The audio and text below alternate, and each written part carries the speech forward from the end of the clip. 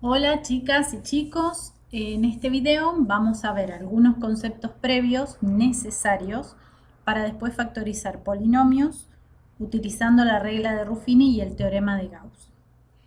Vamos a estos conceptos. Algunos ya los charlamos en clase. Veamos.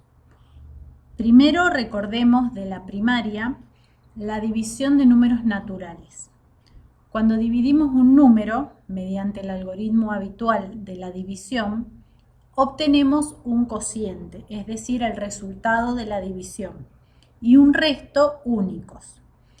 Y luego del procedimiento, si este es correcto, se verifica que el dividendo es igual al cociente por el divisor más el resto. En este caso dividimos el 13 en 3. El cociente es 4 y el resto 1. Y verificamos que 13 es igual a 4 por 3 más 1. Bueno, existe un algoritmo similar para dividir polinomios. Nosotros vamos a utilizar Ruffini, pero quiero hacer hincapié en que cuando hacemos una división de polinomios, obtenemos un cociente y el resto puede ser 0 o el grado del resto es menor al grado del divisor. Y también se verifica lo que vimos recién con la división del 13. Y es que el dividendo es igual al cociente por el divisor más el resto. En el caso que el resto sea 0, como en los ejemplos ahora en pantalla, el dividendo es igual al cociente por el divisor. No sumamos el resto porque, bueno, es 0. Bueno, vamos a ver otro concepto o conocimiento previo que nos va a servir de andamio para comprender mejor el proceso de factorización de polinomios. Recordemos el proceso de descomponer un número y expresarlo como el producto de sus factores primos. Lo vamos a recordar porque es un tema de primer año y puede que no se acuerden a la perfección. En la pantalla hay una lista de números primos. Escribí los primeros nada más, claramente la lista sigue. Recordemos que los números primos son aquellos números que son divisibles solo por sí mismos y por 1. Bien, cuando descomponemos un número para expresarlo como el producto de sus factores primos, lo que hacemos es una tabla como la que está en pantalla.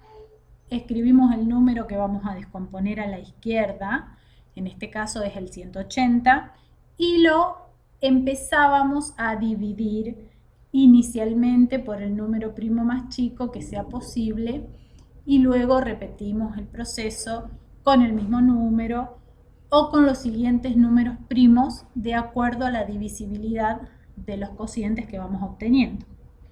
Vamos a ver el proceso con el 180. Inicialmente lo dividimos por 2. El cociente es 90, que se puede volver a dividir por 2. Obtenemos 45, 45 no es divisible por 2, probamos con el primo que sigue, que es 3, y obtenemos 15. Seguimos con 3 y obtenemos 5, ya no podemos continuar con el 3, seguimos con el siguiente primo que es el 5, obtenemos 1 y terminamos el proceso. Los números que quedaron a la derecha son los factores primos de 180.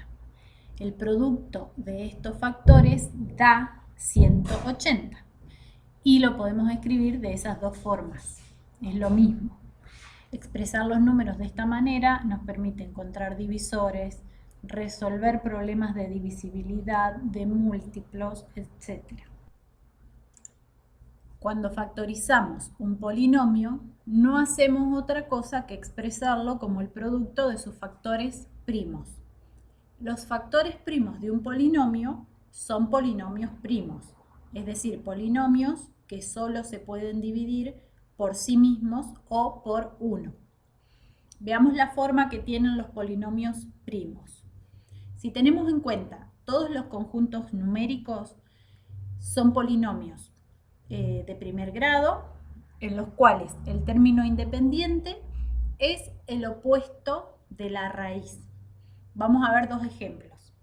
X menos 3 y X más 4.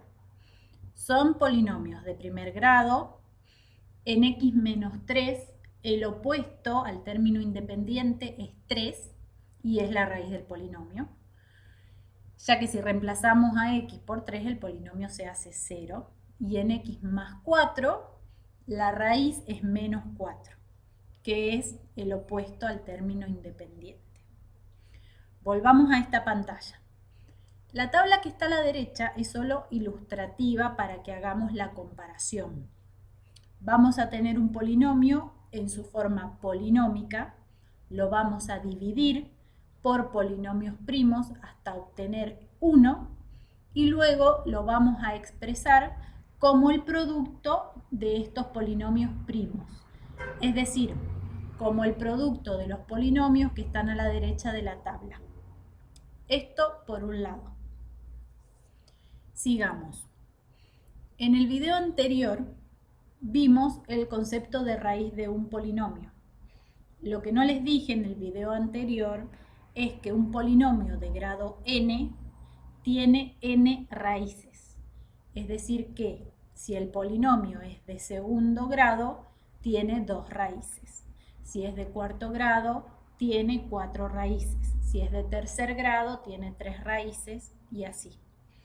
Y no necesariamente son distintas las raíces. Pueden repetirse y eso lo vamos a ver después.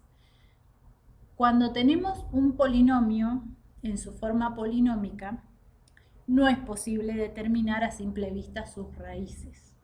Pero si lo factorizamos, las raíces son fáciles de ver. Esto lo vimos en clases presenciales, alguna aproximación a esto. En pantalla tenemos al polinomio h de x en su forma polinómica y en su forma factorizada. El polinomio h es de tercer grado, por lo tanto tiene 3 raíces.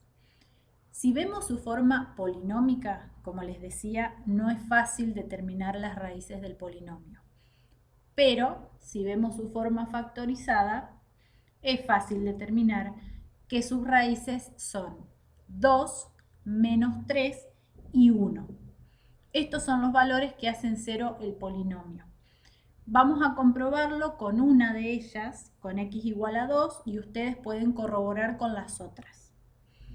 Reemplazamos las x por 2 en cualquiera de las formas del polinomio. Yo lo hice en las dos formas. Y calculamos. Podemos ver que cuando x es igual a 2, el polinomio se hace 0.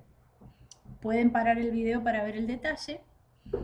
Y en el próximo video vamos a factorizar usando Ruffini y teorema de Gauss.